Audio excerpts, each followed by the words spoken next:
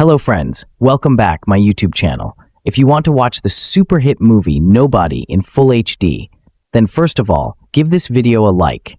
And if you are visiting our channel for the first time, then subscribe to this channel. The name of the movie we are going to discuss in today's video is Nobody.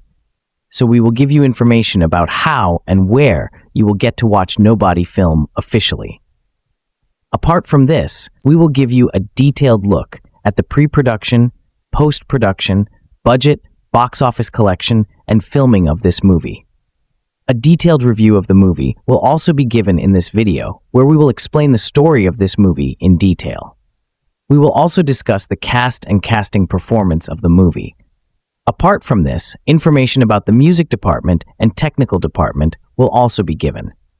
Because of this video is going to be very interesting and entertaining. So you must watch this video till the end. And if you haven't liked this video yet, then like this video now and subscribe to this channel. So let's start the video. Nobody is a 2021 American action thriller film directed by Ilya Naishuller and written by Derek Kolstad. It stars Bob Odenkirk as a mild-mannered family man who returns to his former life of an assassin after his family and he become the target of a vengeful crime lord. Connie Nielsen, Aleksei Serebryakov, and Christopher Lloyd appear in supporting roles. Odenkirk and David Leitch are among the film's producers. Universal Pictures released Nobody theatrically in the United States on March 26, 2021. The film grossed $57 million on a $16 million budget and received generally positive reviews from critics who praised the action sequences and Odenkirk's performance. A sequel, Nobody 2, is scheduled for release on August 15, 2025. Plot: Hutch Mansell sits inside an interrogation room, heavily bruised and injured. Two FBI agents interrogate him about his identity. Hutch responds that he is simply nobody. In a flashback, Hutch leads an ordinary, mundane life as an office worker with his emotionally estranged wife Becca, teenage son Brady, and young daughter Sammy. One night, two thieves break into their house with a gun. Brady and Hutch confront them, but Hutch does not attack them despite being armed with a golf club, and the thieves depart with Hutch's watch and some loose cash. Everyone thinks Hutch is a failure for not fighting, but he reveals to his brother Harry that he held back because he knew the burglar's gun was unloaded. His brother-in-law Charlie offers Hutch a gun for protection, which he initially refuses. Hutch offers to buy out his father-in-law Eddie's business, but Eddie considers it a bad offer. The following evening, Sammy realizes her cat bracelet is missing, so Hutch sets out to find it. Suspecting one of the thieves took it when they grabbed the cash from a bowl, he tracks them down. He recognizes one by a wrist tattoo and demands they return the bracelet, but leaves after realizing they do not have it and were likely robbing to pay for their infant's medical bills. While on a bus heading home, a group of intoxicated thugs boards the bus and begins harassing a young woman. Hutch calmly but brutally fights them off. Unbeknownst to him, the group's leader, Teddy, is the brother of Yulian Kuznetsov, a Russian crime lord safeguarding the mob's obshchak money, a common treasury used to settle disputes in the Russian mafia. During the fight, Hutch breaks Teddy's windpipe before performing a crude cricothyroidotomy with a straw to allow him to breathe, but he falls into a coma and dies, enraging Yulian. Hutch returns home and is bandaged by Becca, who knows of his past. He vents his frustrations about living a mundane life to her, before they reaffirm their love for one another. Meanwhile, Yulian manages to identify and locate Hutch using his dropped Metro card, and sends a team of mobsters to his home to capture him while blackmailing a United States Department of Defense official to uncover Hutch's past. Harry calls Hutch to warn him of Teddy's connection to Yulian and suggests he check with the barber, Hutch's former government handler. When the mobsters arrive, Hutch hides his family and kills most of the attackers, but is tased and captured. While being transported in the trunk of a car, Hutch sprays a fire extinguisher into the car, causing a crash that kills the occupants and frees Hutch. Hutch returns home, sends his family away to safety, and monologues to the mortally injured attackers that he is a former auditor, an assassin employed by the United States intelligence community. On one job in Europe, Hutch spared a repentant target who later reformed and lived happily with a new family. Wanting a similar peaceful life, Hutch retired and settled down. Realizing the injured attackers have died, Hutch retrieves a hidden cache of gold and money, burns the house down to hide all evidence, and steals his neighbor's Dodge Challenger. Two assassins attempt to kill Hutch's father David at his retirement home, but David, a retired FBI agent himself, discreetly kills them. Hutch uses his gold to buy his father-in-law's metal fabrication factory and booby-traps the building before attacking the Russian mafia's headquarters and burning Yulian's obshchak money. Hutch visits Yulian at his club with a claymore mine and offers one last chance to end the fighting, but Yulian refuses. Hutch leaves the club and is pursued by Yulian and his men to the factory, where he is met by Harry and David, who help Hutch kill several waves of mobsters. As they begin to recover from the waves of attackers, Yulian manages to get the drop on them, wounding Harry. All out of ammo, Hutch tackles Yulian armed with the claymore taped to a panel of bulletproof glass. The shield deflects the explosion, killing Yulian and injuring Hutch. The police arrive and take Hutch into custody, returning the film to the opening interrogation. The agents suddenly receive simultaneous phone calls, and Hutch is released without charges. 3 months later, Hutch and his family have returned to normal life and are buying a new house when Hutch receives a call hinting that more trouble may be on the way. In a mid-credits scene, David and Harry are shown carrying guns in their family camper van, presumably across the border. Cast: Bob Odenkirk as Hutch Mansell, a former government assassin also known as Nobody. Aleksei Serebryakov as Yulian Kuznetsov, a Russian mafia boss guarding obshchak, who is targeting Hutch and his family. Connie Nielsen as Becca Mansell, Hutch's successful wife. Christopher Lloyd as David Mansell, Hutch's father and a retired FBI agent. Michael Ironside as Eddie Williams, Hutch's father-in-law and boss. Colin Salmon as the barber, Hutch's former government handler. Arte as Harry Mansell, Hutch's brother. Billy McClellan as Charlie Williams, Eddie's son and Hutch's brother-in-law. Araya Mengesha as Pavel, Yulian's half-Russian, half-Ethiopian bodyguard. Gage Munro as Brady Mansell, Hutch's teenage son. Paisley Catarath as Sammy Mansell, Hutch's daughter. Alexander Pal as Teddy Kuznetsov, Yulian's younger brother.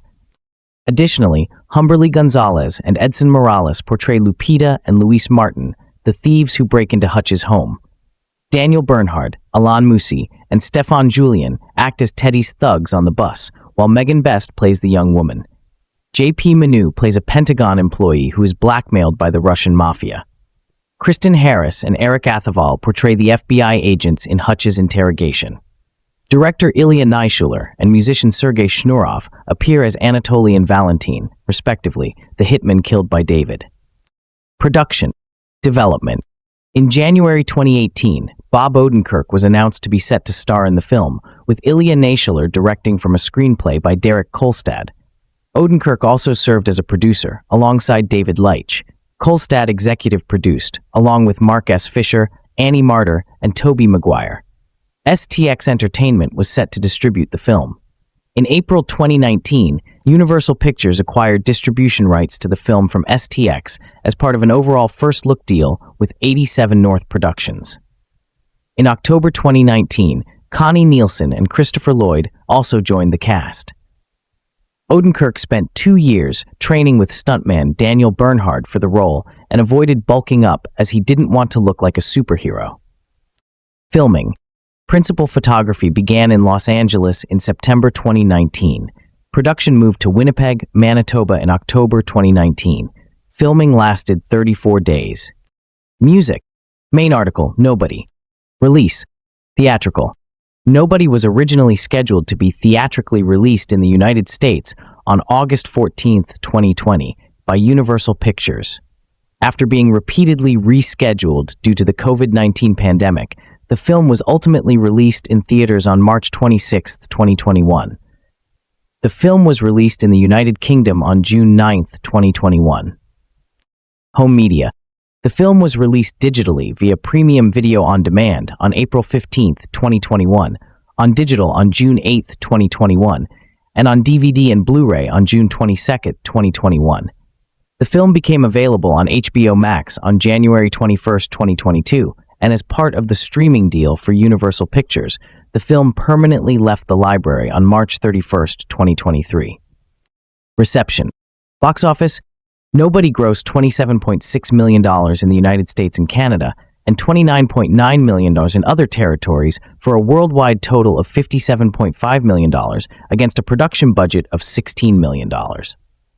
A week prior to its United States release, Variety estimated the film would gross around $5 million in its opening weekend, compared to its expectation that it would have opened to around $15 million in a pre-COVID marketplace. The film made $2.5 million on its first day and went on to debut to $6.7 million, topping the box office. 62% of the audience was male, with 56% being under the age of 35. The film fell 56% to $3 million in its second weekend, finishing third. Critical response. Review aggregator Rotten Tomatoes reports that 84% of 282 critics have given the film a positive review, with an average rating of 7/10. The website's critics' consensus reads, "Nobody doesn't break any new ground for the genre, but this viscerally violent thriller smashes, shatters, and destroys plenty of other things, all while proving Bob Odenkirk has what it takes to be an action star." On Metacritic, the film has a weighted average score of 64 out of 100 based on 43 critics, indicating generally favorable reviews.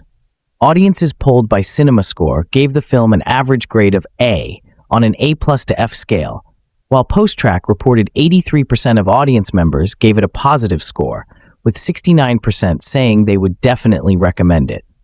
The Hollywood Reporter's John DeFore praised the film's enjoyably absurd violence and wrote, "Taking itself much less seriously than the Taken series and its predecessors, it's a wish fulfillment romp just as ludicrous as any of them, but more fun than most." Richard Roper of the Chicago Sun-Times gave the film 3 out of 4 stars, writing, "Most impressive of all is Odenkirk, who looks and sounds nothing like an action star until it's time for Hutch to become an action star. And we totally believe this physically unimpressive, normally mild-mannered guy as a simmering cauldron of rage who could take that teapot over there and kill you with it." Future. Sequel. Main article, Nobody 2. In March 2021, Connie Nielsen expressed interest in reprising her role for a sequel. The actress stated that she would like to learn more about Hutch and Becca's backstory, while stating that discussions regarding how the two characters met took place on the set of the first film. In June of the same year, it was announced that Kolstad was in the process of writing a sequel, although it had yet to be greenlit by the studio. In March 2022, 87 North Productions announced on social media that the studio was looking forward to working on Nobody 2, though no official production date was announced at that time. By August of the same year, Leitch confirmed that work on the script was ongoing, while stating that the studio had committed to releasing a sequel. In December 2022, McCormick announced that a sequel was officially happening, with principal photography scheduled for 2023.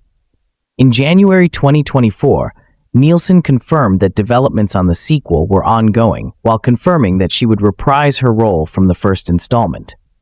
In March 2024, producer David Leitch confirmed production was set to begin by the end of 2024. In June 2024, Timo Giganto was confirmed to be directing the sequel from a script written by Derek Kolstad and Aaron Rabin, with literary contributions from Umair Aleem and Odenkirk, the latter reprising his role as well. In July 2024, Sharon Stone was confirmed to have been cast in the sequel, along with an August 15, 2025 release date. Potential crossover. In March 2021, Kolstad was asked about the potential for a crossover between the John Wick franchise and Nobody. As the films are distributed by different companies, Lionsgate and Universal, respectively, Kolstad indicated this was unlikely and stated the franchises were very different. At most, he would like to see it done in a small and subtle Easter egg reference manner. Later that month, director Ilya Naishuller was asked about a potential crossover, and pointing out that 2 different studios are involved, said, That's all I'll say. I mean, everything's possible. Stranger things have definitely happened, but yeah. In June 2021, Kolstad stated that if any crossover occurred, he would prefer it in a minimalist fashion, and opined that he would prefer John Wick and Hutch Mansell be on the same side should the characters share more screen time. Bob Odenkirk takes an unexpected turn in Ilya Naishuller's Nobody, a clever action flick that repositions the star of Better Call Saul as someone closer to Liam Neeson's action heroes. While imagining one of the brilliant minds behind Mr. Show as an action hero may seem like a stretch, it turns out to be a stroke of genius as Odenkirk grounds his violent protagonist with a very special set of skills in a way that other actors would have missed. He's great as a man who has tried to leave a violent past behind, but movies have taught us for generations that that's easier said than done. Nobody opens with a montage of the mundanity of Hutch Mansell's daily existence. Every day, he scans the same transit card. Every week, he misses the trash man by mere seconds. Life is a series of routines, which has eaten away at his marriage to Becca, Connie Nielsen, while providing a relatively happy home for his kids, Blake, Gage Munro, and Abby, Paisley Catarath. Hutch works at a manufacturing company owned by his father-in-law Eddie, Michael Ironside, and dominated by his alpha brother-in-law Charlie, Billy McClellan. Luckily, writer Derek Kolstad doesn't waste too much time on Hutch's normie suburban existence, thrusting viewers into the action of Nobody almost immediately. It starts with a home invasion, in which two bottom-level criminals rob the Mansells of some spending money and a few trinkets. Hutch has the drop on one of them, golf club raised in the air, but he doesn't take the chance at elevating the violence, much to the disappointment of his son and disdain of his dude-bro male neighbor. When it looks like the invaders may have taken poor Abby's kitty cat bracelet, Hutch snaps, tracking them down to retrieve it. However, Nobody is not really a death wish-esque story of an average guy turned vigilante. There are hints very early on that Hutch isn't just a normal suburbanite. Even his man cave seems laid out to hint at a different background than your neighbor, including a radio through which he speaks to his brother Harry, who is in hiding. Why? And what's up with the box of fake IDs and money that Hutch's father David, Christopher Lloyd, has been storing away? When the bracelet retrieval job goes a little sideways, Hutch is on a bus heading home when he encounters a group of obnoxious drunks harassing a woman who's on her own. He takes it upon himself to protect her and essentially starts a violent war with a Russian crime lord named Yulian, Aleksei Serebryakov. The bus scene that initiates the real action of Nobody is the kind of action choreography work of art that will have devoted audiences applauding at screenings for years to come. It's a clever piece of filmmaking that starts with Hutch throwing himself into a few awkward exchanges with his new enemies and continues to elevate, almost as if this encounter is awakening his skill set one punch at a time. Choreographed by the team behind John Wick, it's the type of action scene that people will be mentioning with a smile for a long time, and a reminder of the adrenaline that a film can get from a creatively crafted action scene. Other than a scene that sets up Yulian as a psychopathic villain that runs a bit too long, Naishuller is smart enough to use the momentum from the bus scene to push through the rest of the story. Nobody is an incredibly quick film, an experience that feels nowhere near as long as its 92-minute runtime. One could argue that the movie could have used a bit more prologue that would make Becca and their children into characters instead of functions for the plot. But there's a tightness to Nobody that's often lacking in modern films, one that's reminiscent of the economy of the John Wick flicks, which is one of that trilogy's greatest strengths. Then there's Odenkirk.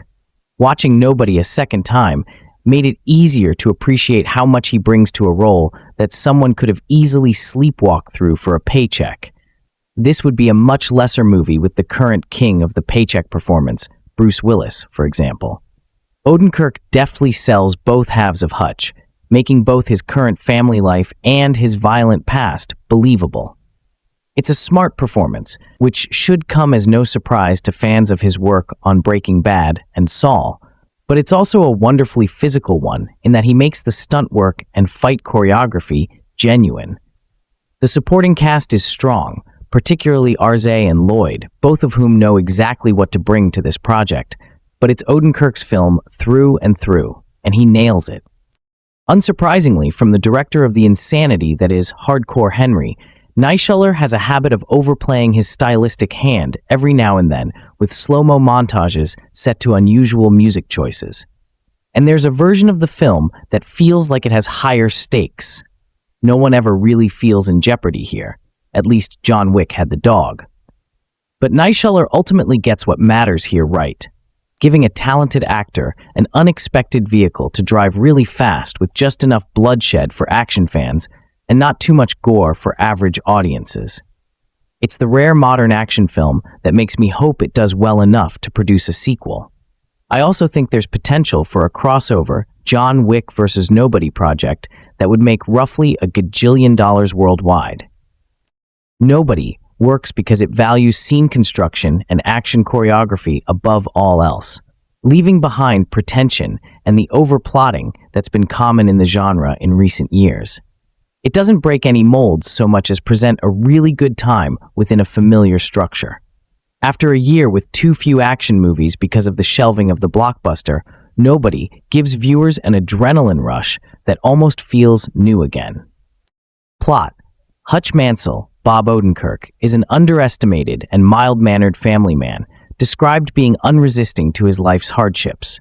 One night, when two thieves break into his suburban home, he declines to defend himself or his family, hoping to prevent any serious complications. His son, Blake, Gage Munro, and wife, Becca, Connie Nielsen, were disappointed in Hutch and started to drift away from him. The incident ignited his resentment towards being an unsubstantial father and husband, thus awakening his suppressed skills and illuminating his dark secrets. Review. Here's one that I've been hugely anticipating ever since it was announced, and even more so when the trailer came out. I went into Nobody with huge expectations, and it didn't disappoint. Bob Odenkirk proves here that he has what it takes to be an action star. What I loved about his character is that he's practically unhinged, especially once you get to the action, but not to discredit the rest of the cast, which includes Connie Nielsen, Christopher Lloyd, and Aleksei, who are all solid in their roles, in particular Lloyd. The action is very well done, in particular the bus fight, which actually has fellow action stars Alam Musi and Daniel Bernhardt, who trained our lead and was co-fight coordinator on the film. Another highlight is the direction by Naishuller, who has creative shots throughout, especially when you get to the car chase, which really stood out compared to similar films in the genre. The story is simple but very effective with some good humor throughout. I will acknowledge there's parts of John Wick since it's the same writer, which explains a lot. My only problem is I thought the villain felt very generic, as you've seen this type of antagonist before, although Aleksei Serebryakov is fine with what he's given. Overall, Nobody is a well-paced and massively enjoyable action film that has a great lead, impressive action throughout, a simple but effective story, and is well-directed. If you get a chance to see this on the big screen, if you feel safe to do so, of course, then I recommend it. Nobody review. For any vaguely fit actor over the age of 50, being given Your Own Taken was briefly seen as an enviable career boost, a chance to relive former glories, a slickly choreographed leap from an early Hollywood grave back to the sandlot.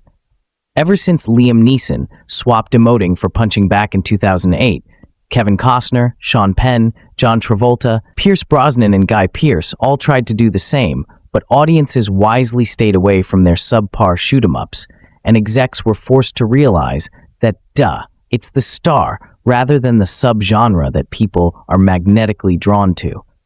Because Neeson's shtick was continuing to bring in solid crowds while his peers were flailing, and in 2014, Keanu Reeves found a similar sweet spot with John Wick, kicking off a hugely profitable new series with a Taken-adjacent combination of simple action plot and much-loved actor. With a burning desire for some of that Wick cash, the three films in total have made over $550 million worldwide, with a spin-off and TV series also planned. Universal has teamed up with the film's writer Derek Kolstad to crack open what's clearly hoped to be a new low-budget, high-profit action universe. This time, the choice of lead is based less on conventional desirability and more on unconventional durability, with Better Call Saul's Bob Odenkirk as an unassuming suburban dad hiding a dark past in Nobody.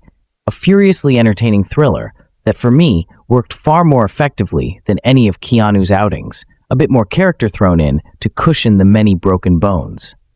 The unusual career of Odenkirk, who in his 50s has experienced an unlikely transformation from "oh, that guy" character actor to Emmy-nominated lead of a hit show, makes him a compelling action hero, confident enough to command, yet with a skill set that's more extensive and more versatile than just pure physicality.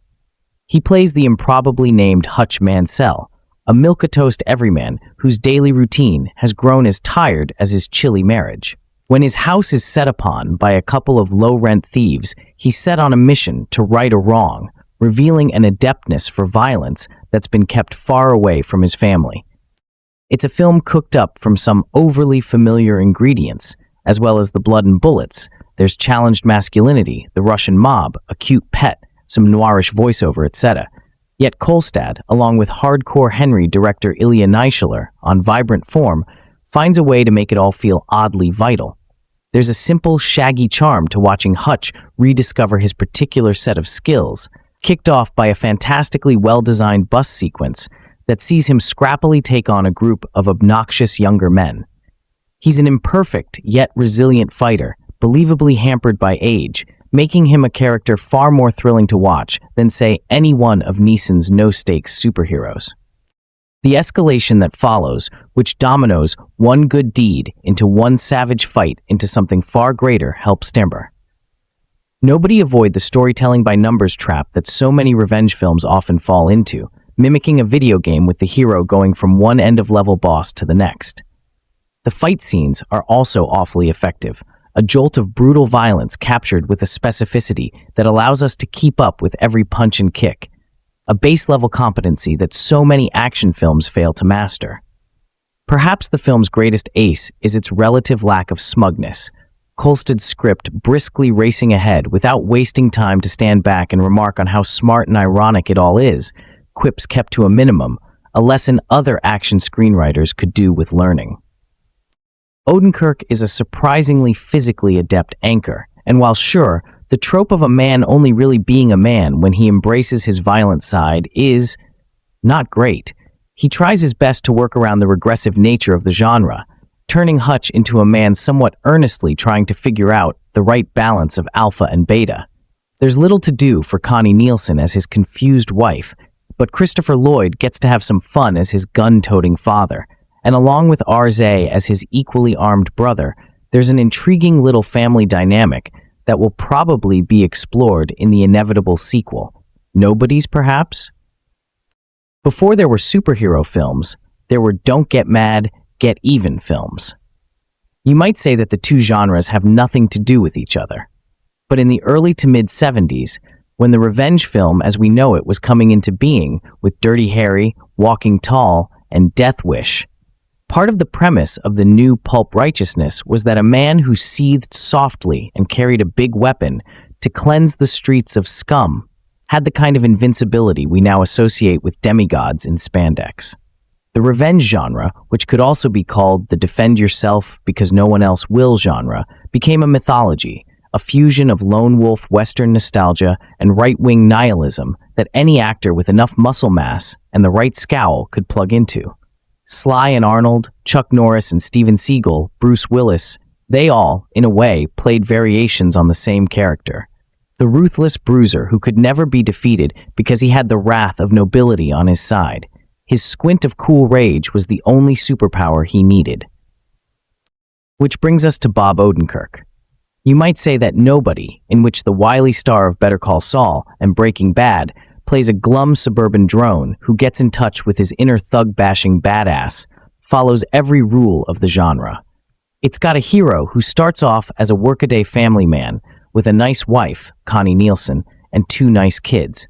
Then he's attacked by criminals in his own home, after which he starts to play dirty, give in to his death wish, and walk tall.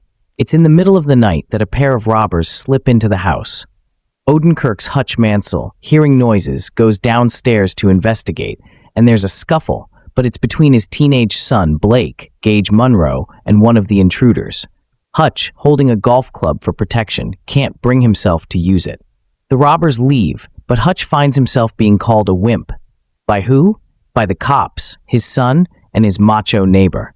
By everyone who hears about the incident. We think we're watching a movie about a paragon of middle-class mildness, like Bryan Cranston's high school teacher in Breaking Bad, or Bronson's architect in Death Wish, who's about to tap into something he has never felt before. But then Hutch, in a moment of existential meltdown, takes a midnight bus ride, and the bus is soon occupied by half a dozen Russian goons looking for trouble. Hutch takes the handgun his brother gave him and pointedly drops the bullets out of the chamber and onto the floor. He then takes on the entire gang with his bare hands and a blade or two, introducing the fight with the Eastwood-worthy line, "I hope these assholes like hospital food." Moments later, Hutch walks away, bruised but unbowed, and his victims are indeed headed for the hospital. How did this happen? Hutch, it turns out, was never what he seemed. He's got quite a backstory. And Nobody isn't the movie it seemed either. It was directed by Ilya Naishuller, the audacious punk video auteur who has made just one previous feature, Hardcore Henry, 2015, a spectacularly grandiose and innovative sci-fi noir action thriller done almost entirely in one shot, all from the point of view of its cybernetic hero. I found it at once annoying and amazing, and Nobody proves again that Naishuller, born in Russia and raised in London, may be as far as you can get from a psychological realist. The spirit of Sin City graphic novels and first-person shooter video games flows through his blood, but he's a born filmmaker. Nobody is a thoroughly over-the-top and at times Looney Tunes entry in the live and let die vengeance is mine genre. Is it a good movie? Not exactly, but its 90 minutes fly by, and it's a canny vehicle for Odenkirk, the unlikeliest star of a righteous macho bloodbath since Dustin Hoffman got his bear trap on in Straw Dogs. With his nerdishly parted receding hair, officious voice, and crestfallen air, Odenkirk could be the gloomier brother of Steve Carell, and you may wonder how we could start to buy him as the scariest person in the room. But Hutch possesses not so much brute strength as a certain deadly secret training and mad skill, and Odenkirk shows you how the payback brings him back to life. He'll need every bit of that skill, too. One of the thugs he damaged is the brother of Ulyan, a Russian mobster played by Aleksei Serebryakov from Leviathan, with a fearsome magnetism that's at once authentic and operatic. He's like the Frankenstein's monster of hard-partying hooligans. The plot of Nobody is, in a word, preposterous, but Odenkirk's conviction makes it work, as does the deranged twist of having Hutch team up with his retired FBI agent father, Christopher Lloyd, and adoptive brother, Za. The movie is all about how Hutch, beneath his safe and colorless life, has to get back in touch with who he really is. And maybe that's a metaphor for the way a lot of middle-class nobodies feel. It would be overstating things, though, to push the meaning of a thriller like this one too far. It's just a cardboard fable. But when the ultraviolence erupts, the movie pops. I don't know why I enjoy watching violence in movies. Perhaps it's something primal, a way to feed an atavistic bloodlust, but sated in such a way as no one was harmed in the making of these pictures. I also don't believe movies cause violent behavior, since movies serve a global audience, but levels of violence vary between countries. And yet I find real-world violence repulsive, and we should all be horrified by real violence. So why is the fake violence in a movie like Ilya Naishuller's action film Nobody such a delightful romp? At times, watching it feels like playing against my better judgment, but the film seems to understand that, like its seemingly milquetoast protagonist Hutch Mansell, Bob Odenkirk, we need some kind of violent outlet because there's a beast inside of us that needs to be set free. If we can push that beast towards bad guys, then we're free to let it feed and satisfy our need for violence. Nobody doesn't question that need for violence. It simply accepts it and feasts. Hutch Mansell lives a mundane existence. He crunches the numbers at a machinery company run by his father-in-law, Michael Ironside, but is looking to buy the business for himself. He has a staid domestic life where neither his wife Becca, Connie Nielsen, nor his son Blake, Gage Munro, respects him very much. One night, a pair of robbers break in, but Hutch refrains from defending himself and simply lets the crooks go. However, this home invasion reignites Hutch's secret past, one filled with violence. Like an addict needing a hit, Hutch comes across some thugs on a bus and proceeds to beat the crap out of them. However, one of those thugs happens to be the brother of the powerful Russian mobster Yulian, Aleksei Serebryakov. The situation escalates as more Russian baddies come for Hutch, and Hutch keeps mowing them down. The first act of Nobody is arguably when the film is at its most interesting. Hutch lives a life of quiet desperation where nothing exciting ever happens, there's no passion to anything he does, and there's no end in sight. In this framework, domesticity is practically emasculating, and the only way to reclaim masculinity is through violence. If this tension sounds familiar, it was explored in David Cronenberg's 2005 film A History of Violence. But instead of looking at that domestic violent calling dichotomy, Derek Kolstad's script simply chooses to indulge it without question and put Hutch on a similar path to Kolstad's John Wick. A man with a secret past is very, very good at killing criminals of Eastern European origins. If this sounds like negativity, I don't intend it that way because I genuinely enjoyed Nobody.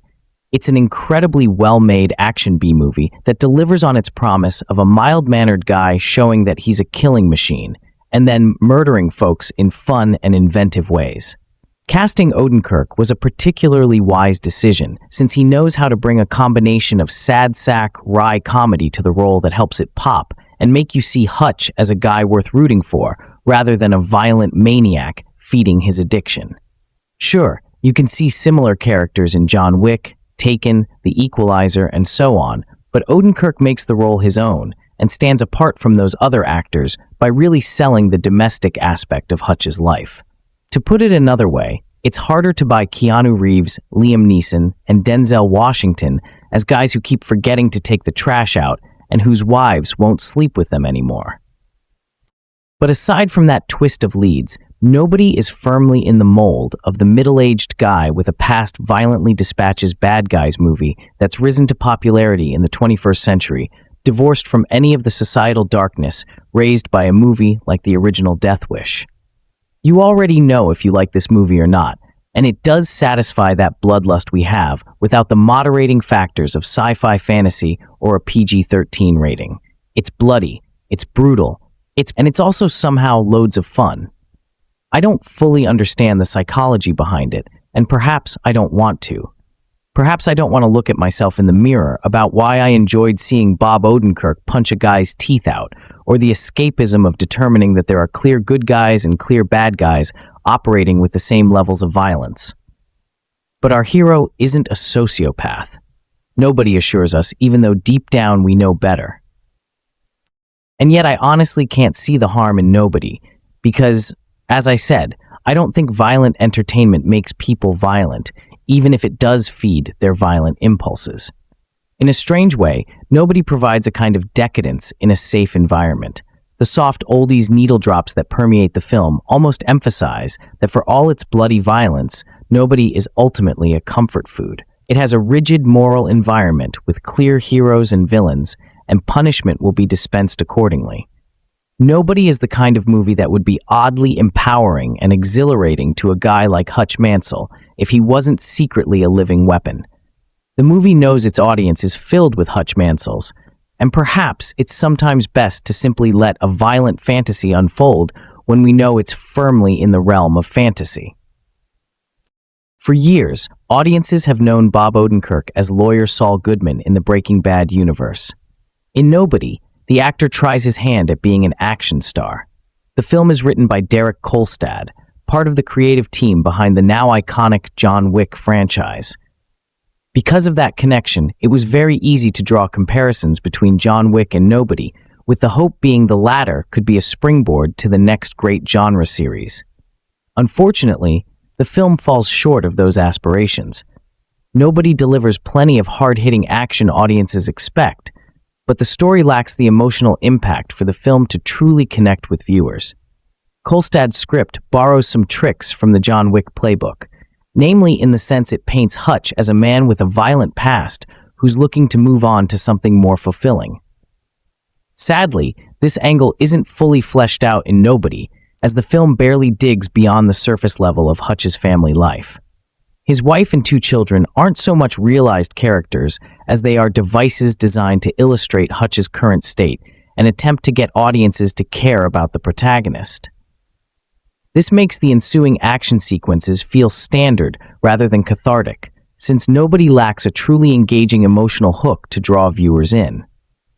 The thin narrative is further hurt by there not being a rich and interesting mythology to prop up Nobody's world, so the screenplay comes across as generic instead of innovative.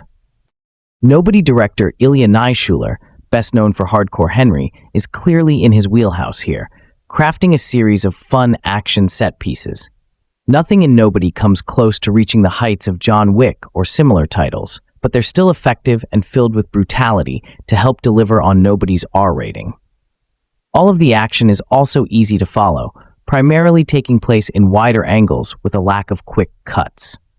Due to the way Nobody is shot, it's easy to tell Odenkirk committed himself to the physical component of his character, which definitely helps the action scenes flow and land with the intended impact.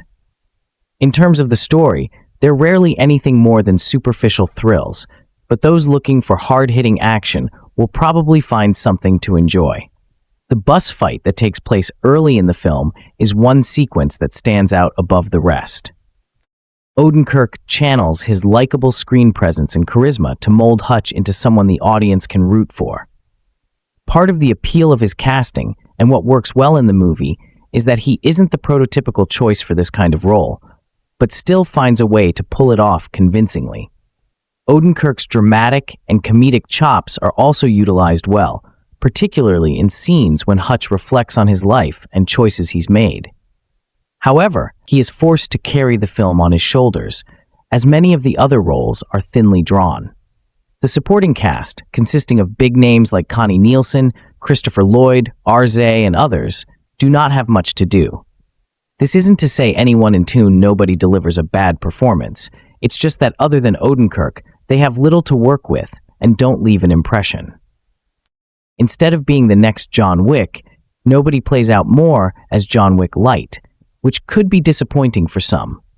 It's fun to see Odenkirk try something new at this stage in his career, and Nobody clearly knows what it is and never takes itself too seriously. See the moments of levity, the soundtrack full of licensed classics. Still, these merits don't truly help elevate the final product beyond fleeting entertainment. There's still a dearth of high-profile genre releases due to the pandemic, so those looking for stylish action may latch on to Nobody. Still, it's not a title that demands to be seen on the big screen, especially with Universal making their movies available on demand shortly after theatrical release. Those interested can wait until Nobody can be watched at home. Nobody features a blend of action hero tropes. Some action heroes are the unstoppable type. Usually, an elite soldier or mysterious hitman who trained with the best has a mythical status and keeps coming until the job's done or because this time it's personal. Think Arnold Schwarzenegger in Predator, 1987, Keanu Reeves in John Wick, 2014, or Charlize Theron in Atomic Blonde, 2017. Heroes who dodge bullets by the thousands, rack up a body count in the dozens, and come away mostly unscathed. Alternatively, there's the everyman typified by Bruce Willis in Die Hard, 1988, or Harrison Ford in Raiders of the Lost Ark, 1980.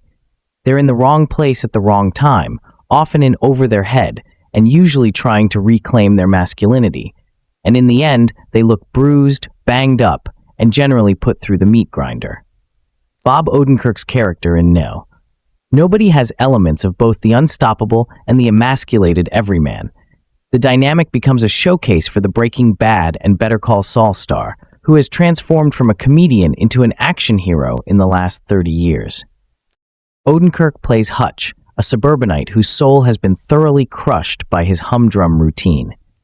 The snappy opening montage fragments Hutch's life into repetitious, monotonous images.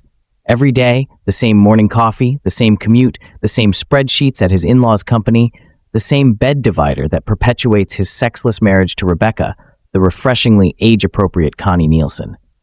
Then, something breaks in Hutch's routine. Two hapless intruders break into his home at night. His teenage son Brady, Gage Munro, tackles one of them, but something prevents Hutch from braining the other with a golf club. And it's just another reason for Hutch's wife and son, and even the police who arrive at the scene, to pity him. Fortunately, his daughter is too young to recognize that her father is a disappointment. Not even Hutch's military record inspires confidence. He was an auditor, not a real soldier, Rebecca explains to Brady. The incident awakens something inside of Hutch, and for a short time, nobody seems like it might play out similarly to Death Wish, 1974, in which criminals messed with the wrong average Joe, turning Dad into Rambo. Hutch visits his father, Christopher Lloyd, a retired FBI agent, takes his old badge, and sets out to find his daughter's kitty cat bracelet, which he thinks was stolen by the thieves. But then a crucial moment comes when it's revealed that Hutch isn't an everyman. Rather, he's an ex-killing machine who has tried to retire into a quiet life. What begins as a simple catharsis of beating up some no-goodniks on a city bus, set to the song I've Gotta Be Me, putting a fine point on the reclaimed masculine pride theme, escalates into a war with the Russian mob, headed by the merciless, karaoke-singing Ulan, Aleksei Serebryakov. Backed by an endless supply of goons, Ulan sends his small army to Hutch's home, starting a war that reaches a bloody Home Alone-style climax in an industrial factory. No wonder Derek Kolstad, architect of the John Wick franchise, wrote the screenplay. Hutch operates with the skill of Wick, and like Reeves's character, is goaded into a face-off against a whole cadre of anonymous Russians. Except, where Wick distributes headshots with almost mechanical precision, Hutch has the physical vulnerability of Die Hard's barefooted John McClane, making the character feel more human. Odenkirk takes some painful-looking beatings, not to mention the occasional knife and bullet, in the movie's energetic combat, choreographed to visceral perfection and captured with frenzied clarity by director Ilya Naishuller, particularly in the deliriously violent bus fight. The gunplay, too, resists the martial arts ballet of the John Wick movies, and instead recalls something brutalist by Paul Verhoeven, where every punch and bullet looks like it hurts. Naishuller also made the disappointing Hardcore Henry, 2016, a relentless shoot-'em-up that nonetheless signaled his talent for orchestrating chaotic action and making it seem scrappy yet coherent. The director's knack for bravado action shines in part because Kolstad's script makes us care about Hutch, but we only care because he is perfectly cast. Place another actor in the role, anyone from Liam Neeson to today's inexpressive Bruce Willis, and suddenly Hutch doesn't seem real or sympathetic. He is, after all, a rather vicious action junkie on a rampage, even though he performs a life-saving tracheotomy after breaking one thug's windpipe. Odenkirk's comic sensibilities lend his character appealing deadpan humor that turns otherwise macho lines, "Give me the fucking kitty cat bracelet," or "I'm gonna fuck you up," into ironic moments of Hutch's aggressive humanity clawing its way to the surface. Alternatively, in a hilarious and aching pattern, Hutch monologues to the hired thugs, whom he's just beaten to within an inch of their lives, and confesses his motivations for retiring as an auditor, named as such because he's the last guy anyone wants to see at their door. But before he can finish his story, the thugs die, leaving his backstory incomplete and his existential crisis humorously unresolved.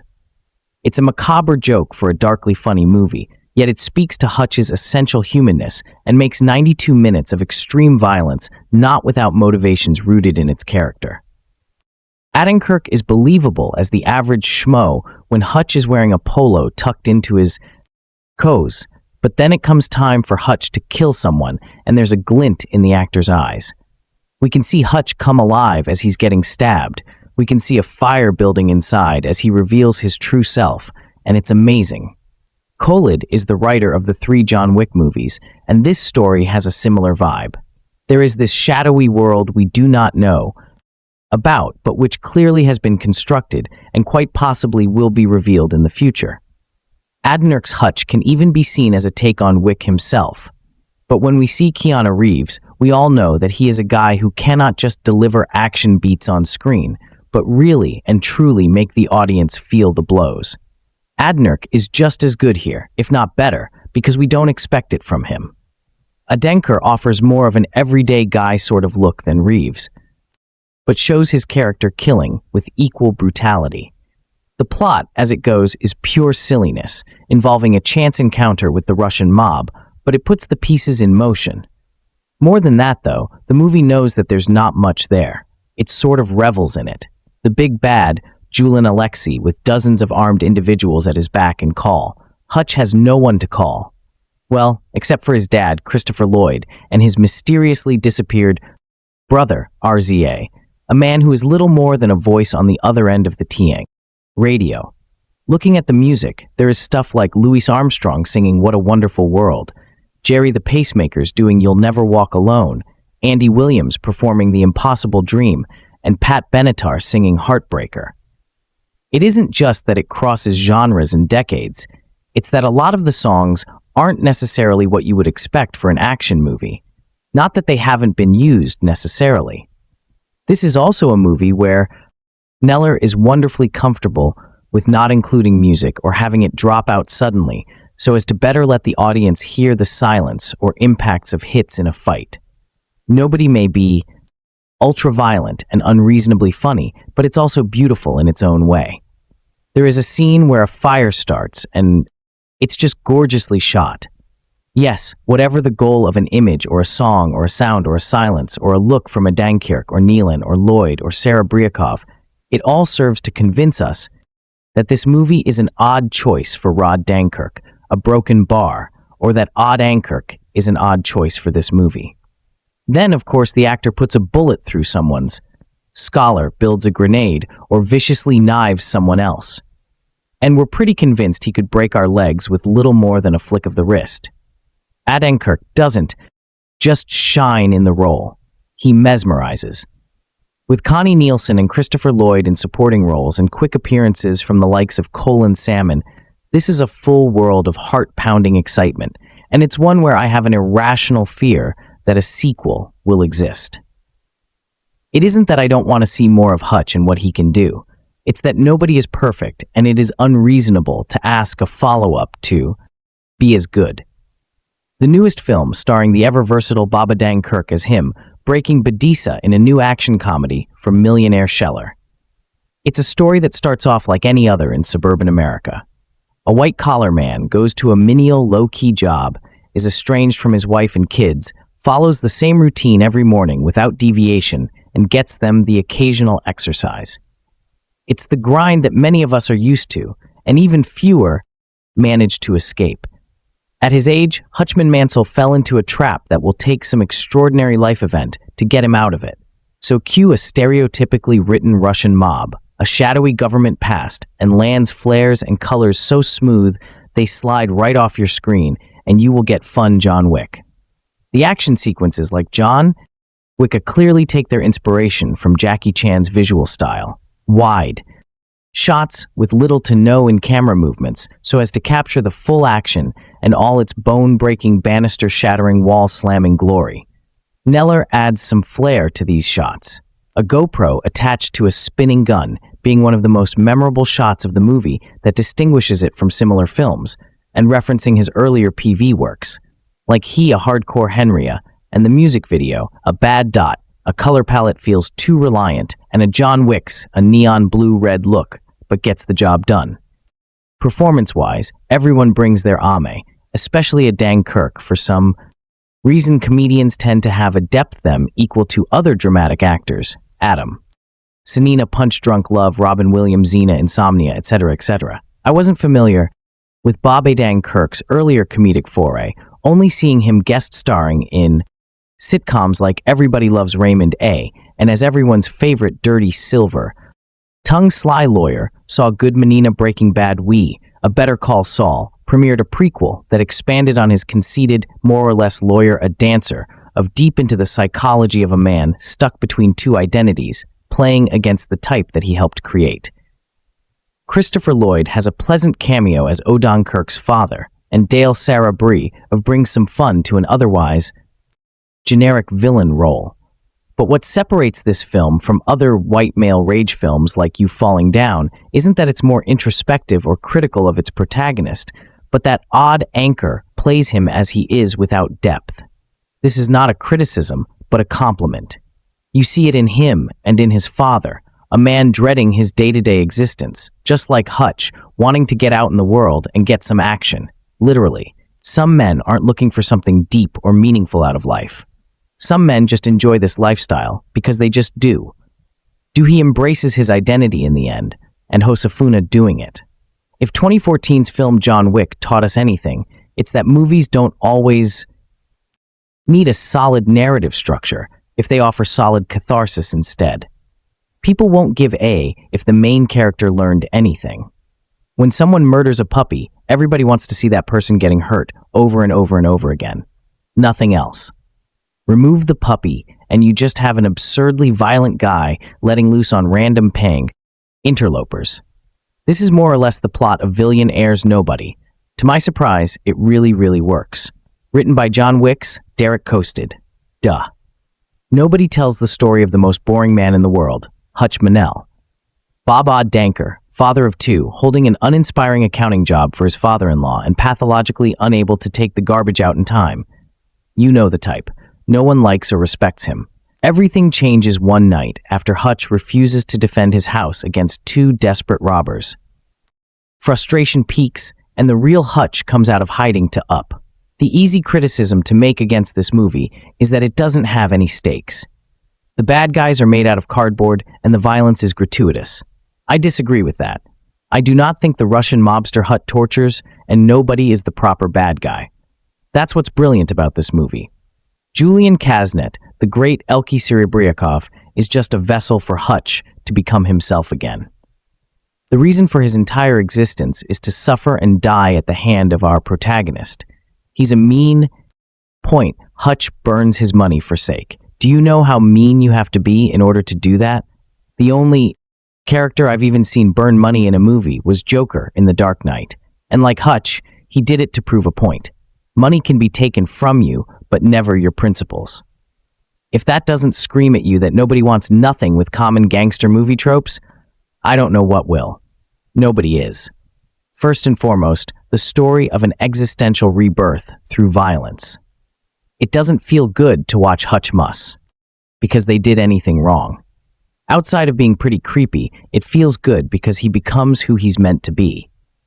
He's a man who finally assumes responsibility for having extraordinary skills and decides to yank a thorn off humanity's collective foot by taking out an entire branch of organized crime by himself. If you're rolling your eyes and doing, telling yourself it's a stupid male fantasy, a broken bar, well, you're damn right it is, and it's awesome. I really, really like this movie. It is a brilliant example of how you do violent schlock in 2021. Movies like Cobra or Commando were really products of their time and would be impossible to imitate today without feeling campy, and so is Nobody. Then we loved big, strong men who defended us against a foreign man. Now we're struggling against anxiety, self-awareness, and a legion of other inner demons. And Hutch Manel is a hero of our times, struggling against himself and a string of bad life choices. Nobody is not exactly deep or complicated, but it doesn't mean that it's stupid or meaningless. It's a film about the joy and ecstasy of imposing your will and your identity upon the world. Do what you're good at, what you're the best at. Not all of you will find the beauty in this. I understand if you thought this was stupid, gratuitous, and repetitive, but it doesn't say anything about the movie. It says something about how comfortable you are with yourself. It would still be great if it was about figure skating. This might freak you out, but a broken bar. I think Nobody is the best film I've seen in 2021 so far. It's not deep, but it's visceral, oddly emotional, and surgically precise. I was way more into it than the John Wick movies because Hutch Manel is old, bruised, and wrestles with problems that are so much more relatable. You might think I'm a weirdo for reviewing this movie so highly, but I don't care. Nobody is great, schlock. It's all heart and zero self-awareness, and it's how I like my action movies. Here's one that I've been hugely anticipating ever since it was Murimli. I went into Nobody with huge expectations, and it didn't disappoint. Odenkirk proves here that he has what it takes to be an action star. What I loved about his character is that he's practically unhinged, especially once you get to the action, but not to discredit the rest of the cast, which includes Connie Nielsen, Christopher Lloyd, and Derriere, who are all solid in their roles, in particular Lloyd. The action is very well done, in particular the bus fight, which actually has fellow action stars Selene Musi and Daniel Bernhardt, who trained our lead and was co-fight coordinator on the film. Another highlight is the direction by Naishuller, who has creative shots throughout, especially when you get to the car chase, which really stood out compared to similar films in the genre. The story is simple, but very effective with some good humor throughout. I will acknowledge there's parts of John Wick, since it's the same writer, which explains a lot. My only problem is I thought the villain felt very generic, as you've seen this type of antagonist before. Although Aleksei Serebryakov is fine with what he's given, overall, Nobody is a well-paced and massively enjoyable action film that has a great lead, impressive action throughout, a simple but effective story, and is well directed. If you get a chance to see this on the big screen, if you feel safe to do so, of course, then I recommend it. Here is an entire popular subgenre of films about men who are asleep and miserable before they wake up and find their metaphorical balls through some major change in their life. Maybe they find out their spouse is cheating on them and their marriage is over. Or maybe a child was kidnapped and the police won't help. What's important is that the man returns to self-confidence, usually gaining the love of a beautiful woman and the adoration of a side character who previously bullied them. There is another popular subgenre of film about with the wrong person and the consequences of doing so. Ilya Scheller's 2021 violence fantasy and Nobody belongs in both buckets and treats them with same level of reverence. It's an incredibly skillfully made film. Scheller excels at delivering action set pieces and at giving his actors room to react non-verbally with only time and their darting eyes and body language telling us what they're feeling or whether they're trying to escape or getting ready to act. It's also probably one of the most morally repugnant films I've ever seen. Nobody's protagonist isn't running from someone who's coming after him. He spends the film fighting and killing people because of a longing to feel skin split open against his knuckles. He does not care whether chasing that experience ends with his own death or whether his actions put his family into immediate danger. His actions are for his own benefit, and no one else is the violence his decisions bring to those he cares about throughout the film are an afterthought. This is a man whose primary concern is himself and his needs. This is not a man who cares about others in any real deep way. Nobody chronicles a fight he wants and goes looking for because he's realized he only feels alive when he's hurting other people. If the movie has one message, it's that his journey into mayhem and murder is going to be just so much fun. A for him and for the audience. Watching a Nobody is an absolute joy. There is little more gratifying than seeing someone on the screen be the best at what they do. Habit, that joy is mitigated by the fact that he's doing what he does best for selfish reasons. Hutch Manel Bob Dank delivering a sincere, committed performance is dead inside. His wife Becca Connie Nielsen tolerates him at best. His son Blake Gage Monroe doesn't respect him. His young daughter Abby Paisley Cataract thinks he's just the greatest, and somehow this fact seems to hurt him worst of all. Hutch is sleepwalking through modern domestic life, and he is miserable until two robbers break into his house and steal a tiny bit of cash and his watch. He has the chance to fight back, but he backs down. The police officer who takes his statement clearly believes two things at once. Hutch made the right and safe choice, but he's also barely a man. A man would have fought back.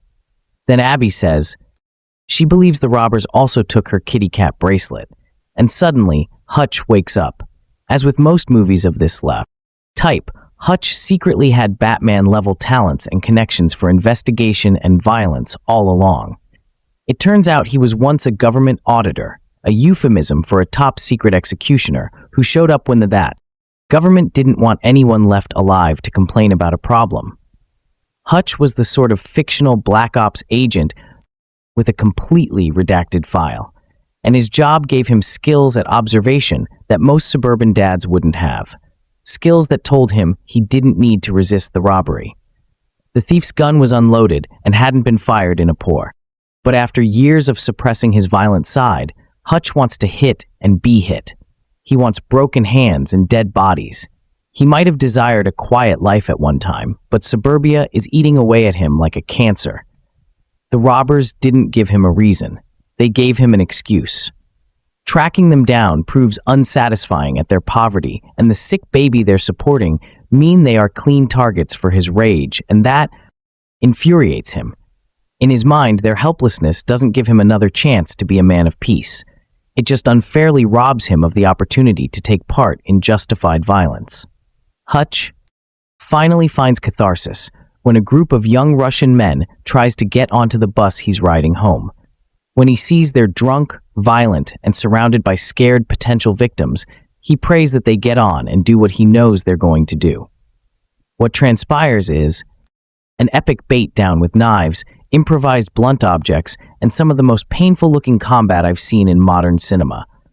Hutch dishes out only slightly more pain than he takes, and in one amazing scene, after being thrown out of the bus through a window, he picks himself up from the pile of broken glass and slowly, painfully, walks back into the bus to keep the fight going. It's the single-minded approach to fighting, the preternatural ability to absorb damage that makes him such a terrifying opponent. He's the Terminator dressed up like your racist uncle. The bus fight is the literal answer to Hutch's pleas to the universe. Deliver me people I can kill, who will hurt me, and I will once again live the life of a chosen man. I will stop pretending to be a man of peace. When he finds out the young men were connected to the Russian mob, he treats it less like an unintended consequence, and more like a bonus round.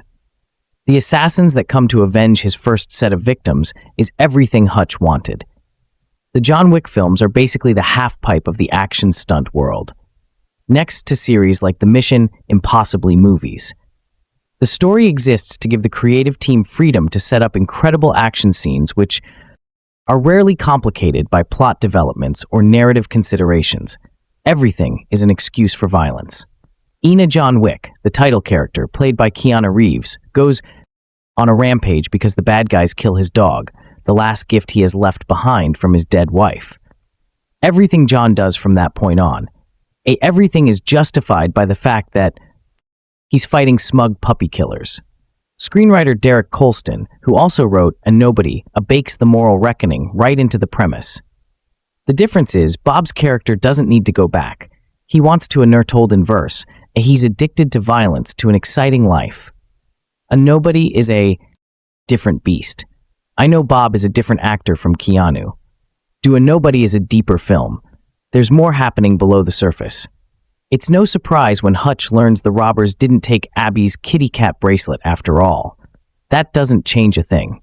A simpler movie would have used the bracelet as a MacGuffin, something that means nothing in the greater world, but gives Hutch a reason to fight for his family. The fact that was just misplaced is a nihilistic joke. Hutch continues to kill because he likes it, and his gradual realization that he's only at his best when destroying human flesh gives the film a manic energy as the violence keeps escalating and grows even more cartoonish. As the film goes on and Hutch becomes happier, we go to the super colorful comic book style, where at the end of the movie, the action is supposed to be ridiculous. A Naishuller told and wire, it's absolutely excessive. There's no need to kill 50 people, but there is. Because that's what we paid money for. We're supposed to have a good time. And because finally Bob's character is having a good time, I felt we're allowed to have the dessert of this just ridiculous violence. Nobody and the John Wick do have a lot in common. Given that both are stories about quiet men finding a reason to return to their violent pasts, Bocha is actually much closer to John Dahl's 1998 gambling drama Around than to any other contemporary film. A Rounder tells the story of a young man born to play cards, to read people, and take their money. He tries to hide his true nature by going to school to learn law, a profession that also benefits from superior risk management and the ability to read opponents, say, but he only finds himself again when he leaves his real life to chase the next game. Whatever life he chooses in which he isn't playing cards would be a lie. Nobody tells the same story, but with death, pain, murder, and a fun. This is no moral cover for what Hutch does in this film outside of the fact that he decides to kill other criminals. His primary target even wants to abandon his criminal career. But Hutch doesn't want anyone to escape. He wants everyone but his own family locked in the figurative bus, unable to escape his fury.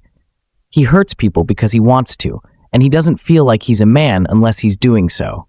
If he dies in the process, he knows he'll die happy, doing what he loved.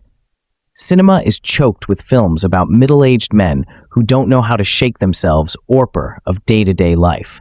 A Nobody puts a dark spin on that concept by stating that sometimes the best way to find yourself is to destroy others. It's soaked in the same frustrated male energy acidified club. Hutch used to be something close to a superhero for hire, an agent of death. Now he's being bullied by his brother-in-law. He wants his power back. And he sees killing as a way to get it, which is always the lie hiding in the heart of these action movies about middle-aged men finding their souls again. They aren't dead inside because they lack some external means of imposing their will on others. They're dead inside because they're completely checked out of their lives. The reality is that they're searching, sometimes relentlessly, for an external answer to an internal problem. Hutch's family doesn't respect him because there's nothing there to respect. He's disappeared into a hole he created for himself, and he's mad as hell about it. I've heard folks describe Nobody as a parable of repressed male rage. But in what universe is male rage repressed? Male rage permeates our reality. From pop culture to politics, there might not be another emotion so often expressed or imposed on others. Some people may relate to the desire to hurt others to once again feel masculine, but far more people have stories about being victims of that same male rage, and their rights aren't trumped by someone else's longing. To feel like a man if you spotted Hutch Manel on a street corner or in the supermarket. You wouldn't instantly flinch away and look to protect your children.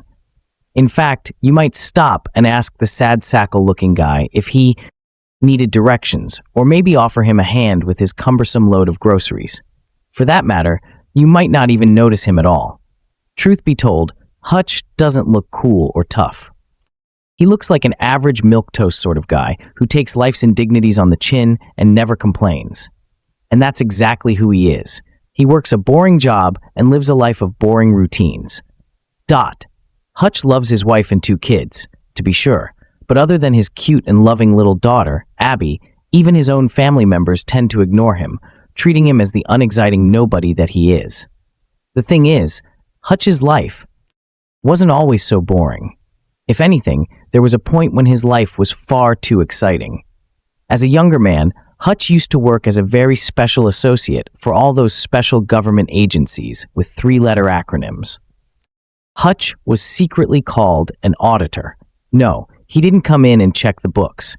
He was an auditor, as in the last person you want to see at your door. If you had to see him, all your books were about to be closed, a broken bar, permanently. That side of Hutch, however, has been purposely sealed away. He doesn't want to remember or revisit any part of it. In fact, when 2 thugs break into his house one night, Hutch even goes to extreme as a noted to stop them or elevate the risk to his family. And he's quietly shammed by the police and by his own family members for making that choice. After it's all done, though, Hutch finds out that along with the money and other items the cook stole, they also took his little Abi's beloved kitty cat bracelet. That little plastic bracelet pushes him just a bit too far. You don't steal a little girl's kitty cat bracelet. It's not done. And if you do, you might find that a certain nobody and unnoticeable guy with years of pent-up long simmering regia could show up at your door, and he might be the last person you'll ever want to see. Positive elements, once Hutch lets his rage and anger spill over. It causes exactly what he was afraid of and puts his family in deeper danger. and Hutch must go to greater extremes to protect those he loves. Much of what comes next is far from positive, but Hutch's family members do come to understand that he will put anything on the line to protect them. We also find out that Hutch purposely pulled himself out of his brutal lifestyle to begin with because he saw one man successfully do so and start a family. A simple life with a loving family becomes Hutch's dream as well. That motivates Hutch to tell his wife that he owes her everything for choosing to be with him. Spiritual elements. Hutch notes that they say God doesn't close one door without opening another, and then he notices a particular violent opportunity and says, "Please God, open that door." Hutch compares someone to a Buddha, sexual, romantic content. Hutch tells his wife that their sex life has all but disappeared and that he misses her. And though we don't see them together sexually, she does lower her physical and emotional barriers toward Hutch. A federal agent is blackmailed for his fetish activities. We see pictures of him in a bonded situation. He's dressed only in his underwear, and a dominatrix is dressed in a buster and stockings with a bare backside.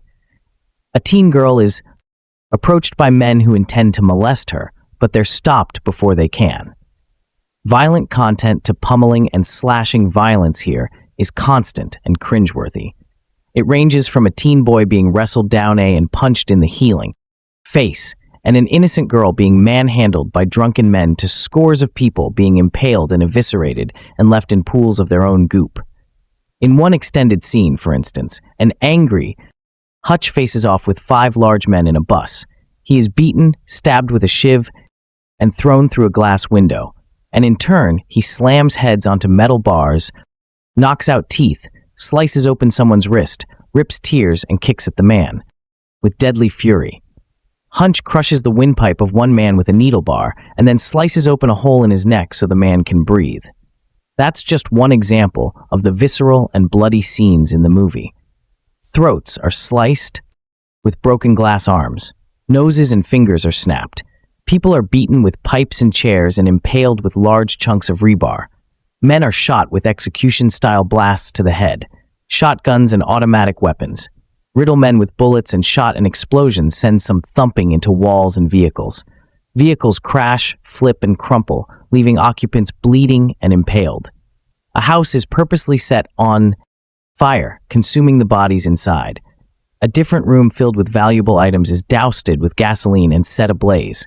Gore spatters walls and floors frequently. One man is hit by the blast of claymore or mine, and his face and upper body is turned into a soupy mess. Crude or profane language, 40 Fords and merely 10 S-words join several uses. Each of the words, habosh and aola. God's name is combined with the N.5 dozen times drug alcohol content. Hutch and his wife drink wine with dinner. As Hutch's former self becomes more prominent, he starts drinking glasses of hard alcohol. A Russian mob kingpin owns a club that's generally packed with heavy drinking parters. The kingpin smokes and guzzles booze regularly, and we see him snort cocaine, too. A group of drunken men crash their car and pile onto a bus with open bottles of booze in hand. Other note for the elements, Hutch steals a neighbor's car, and he uses an expired badge to impersonate an FBI officer. A man crudely blows the contents of his nose out on the floor. Conclusion. The popular John Wicker films feature a tough-looking guy with a certain set of skills who comes roaring back from early retirement to take on bad guys with bloody aplomb. The newly released It, and nobody takes that Slaughterhouse wiki and formula and makes it its own. Only this time we get an average-looking, well, ain't nobody, who's coaxed to unleash his skull crank and rage lead. Kirk delivers those bone-breaking duties with a likable blend of sad sack incongruity and strenuous knuckle bloodying. The film is well choreographed and paced, and the stand-up for my family storyline draws viewers in enough to elicit more than a few fist pumps. Only problem is this is also an incredibly foul film. You will like to put upon Hutch Manel and want him to win, but the exceedingly profane language and percussive pummeling batter you as roughly as the hero pounds Russian street thugs, and the blood geyser carnage in that mix will make you into the point of living with a ready for the next gory gush squint through 2/3 of the movie. Sure, by the end of this pick, your senses will likely be beaten down and dulled to the brutal horrors you've been steeped in. But the question remains, what have your senses ever done to you? I can't remember the last time I sat down and watched a movie from start to finish. My attention span has declined in recent years, and it takes a lot for me to get invested in something long-term. However, when I heard Odenkirk was the lead in an action movie, the Breaking Bad Better Call Saul fan, and me knew I had to tune in. I wasn't sure what to expect going in with a nobody, as the trailers had comedy at the forefront, but I went in with hopes high. Nobody gets off to a slow start on purpose. It shows that the main character, Hutch Manel, is sick and tired of the monotony of regular life. It's clear from the start that something needs to change. That opportunity comes when his house is broken into and his family is put in danger. When he has the opportunity to dispatch the invaders, he stops himself and opts to let them leave to the dismay of his family and coworkers. Without spoiling too much, Ilya does a stellar job at subverting the expectations of the viewer. From scene to scene, there are bits and pieces of Hutch's backstory that slowly unravels to show what kind of person he truly is, giving depth to previous scenes. In fact, I saw that a lot of people who watch Eden Nobody said they went back for several re-watches thanks to this aspect. It isn't psychological thriller levels of messing with the viewer, but is enough to warrant at least a second. From a cinematography standpoint, Anoia is a no-nonsense, action-packed roller coaster.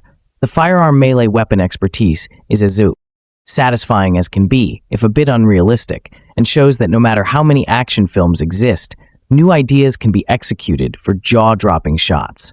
It's all backed by an oldies playlist that somehow fits with the gory, over-the-top, non-stop fights that viewers like me never want to end.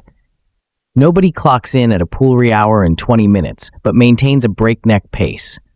After it's early going to waste little time. I do wish that the villains of the flick had more than a single scene to broadcast their background and appear more sinister. But the one scene that was given capability for the enemies to be worthy aggressors. Fight scenes saw a matter of quantity than quality for the foes, but to kill off in glorious fashion, so it gets a pass. In the end, A Nobody is a popcorn flick that is hard not to enjoy. It won't take up too much of your time and makes great use of what little it does. At no point did I feel bored, and the ever-present intrigue of the main character, perfectly portrayed by Bob Odenkirk, kept me hooked from start to finish. It's great to see movies are still cranking out in stride after a tumultuous year for the industry. In 2020, here's hoping we can get more pulpy action in a potential, and Nobody, too. If you can give yourself the gift of seeing Nobody without seeing the trailer or reading any reviews, you should seriously stop reading right now. Watch the film, then come back. Okay? Here's the deal. This comedically over-the-top action movie starts out as one kind of masculinity in crisis movie. Niebusch fails to adequately defend hearth and home and becomes a far more entertaining one. A grandly cartoonish revenge saga that simultaneously mocks and milks tropes involving Russian mobsters. Suburban Inui men with mysterious pasts and guns and more guns as the solution to manly anxiety, Nobody is more violent lark than probing satire.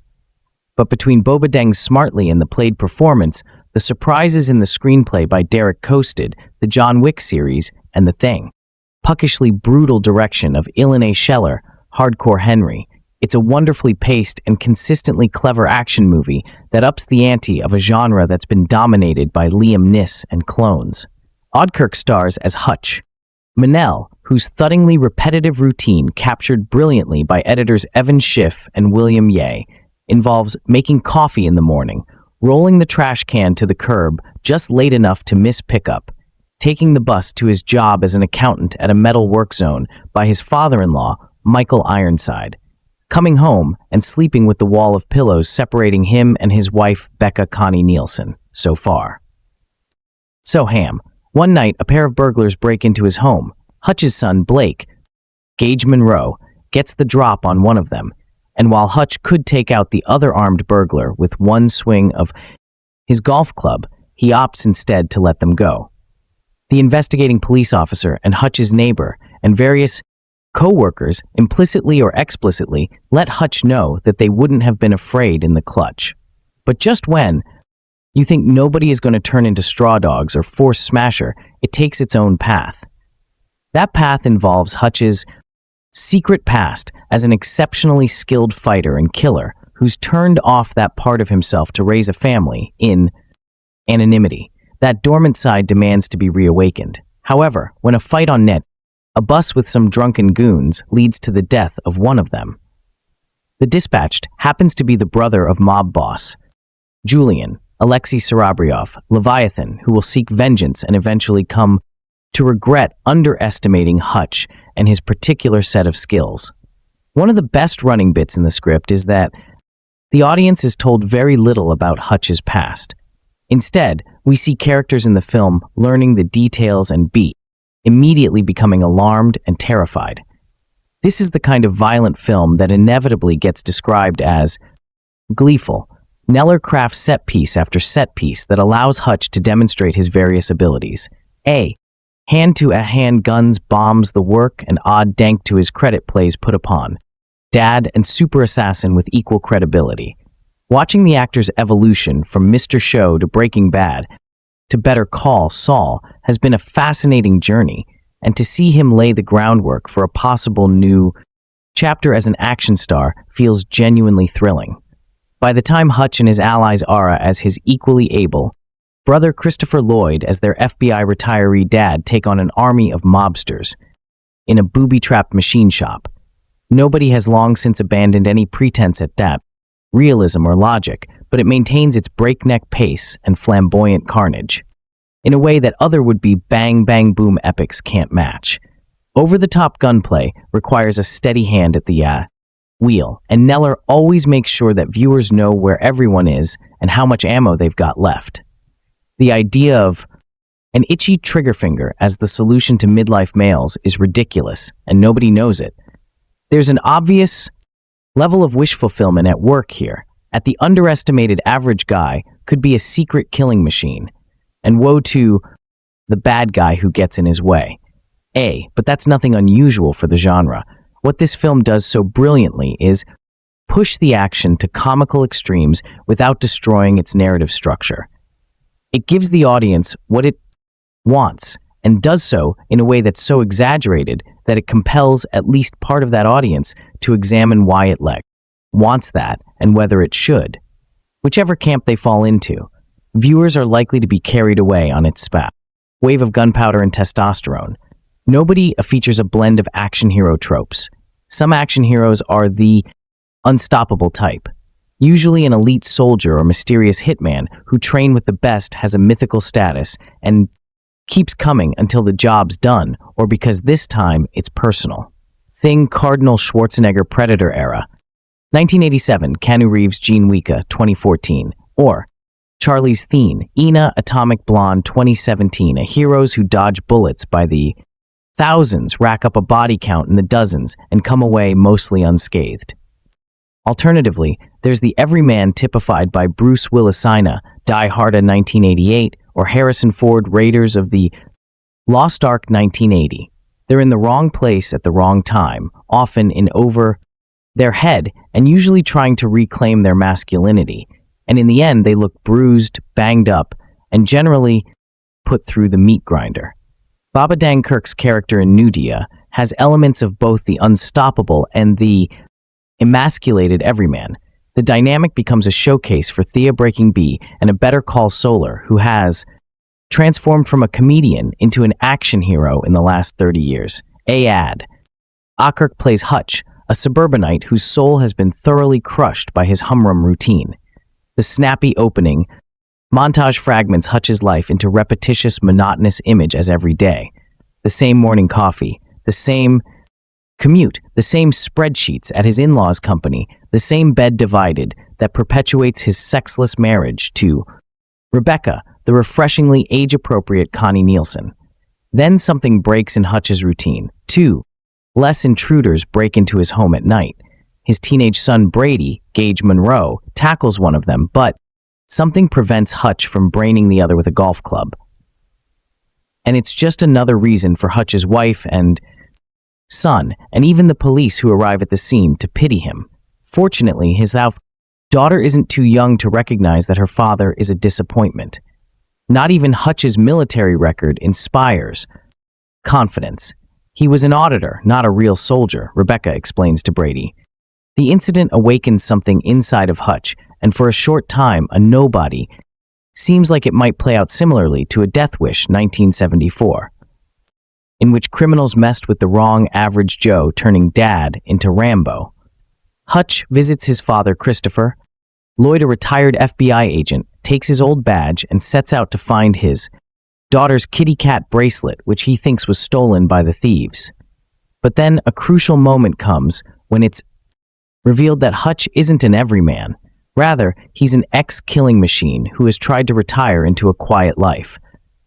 What begins as a simple catharsis of beating up some no-good nicks on a city bus set to the song "I've Got to Be Me," putting a fine point on the reclaimed masculine pride theme, escalates into a war with the Russian mob headed by the merciless karaoke-singing Aleksei Serebryakov, backed by an endless supply of goons. Ulan sends his small army to Hutch's home, starting a war that reaches a bloody Home Alone-style climax in an industrial factory. Wonder Derek Colston, architect of the John Wick franchise, wrote the net screenplay. Hutch operates with the skill of Wick, and like Reeves' character is goaded into a face-off against a whole cadre of anonymous Russians, except where Wick distributes headshot with almost mechanical precision. Hutch has the physical vulnerability of fad diehards barefooted John Memlan, making the character feel more human. Odenkirk takes some painful-looking beatings, not to mention the occasional knife and take bullet in the movie's energetic combat, choreographed to visceral perfection, and captured with frenzied clarity by director Shalver, particularly in the deliriously violent bus fight.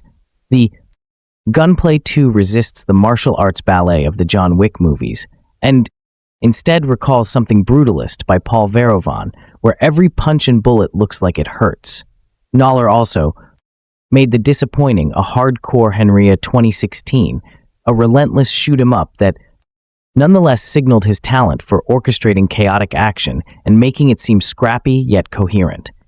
The director's neck for bravado action shines in part because Cole's script makes us care about Hutch, but we only care because he is perfectly cast. Place another actor in the role. Leia, anyone from Liam Neeson to today's inexpressive Bruce Willis, and suddenly Hutch doesn't seem real or sympathetic.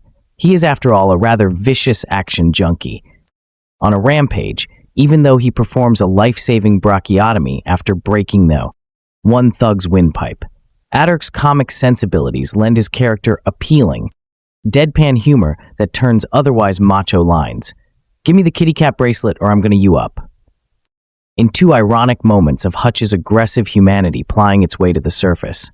Alternatively, in a hilarious and aching pattern, Hutch monologues to the hired thugs whom he's just beaten to within an inch of their lives and confesses his motivations for retiring as an auditor or named as such because he's the last guy anyone wants to see at their door.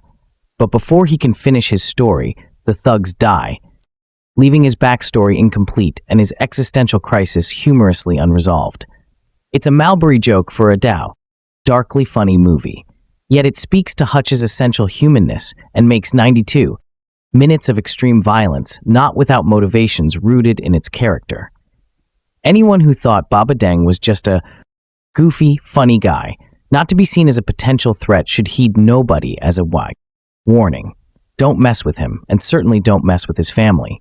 Nobody stars Odenkirk as Hutch Manel, a man living in a Los Angeles suburb with his wife Connie Nielsen and 2 children.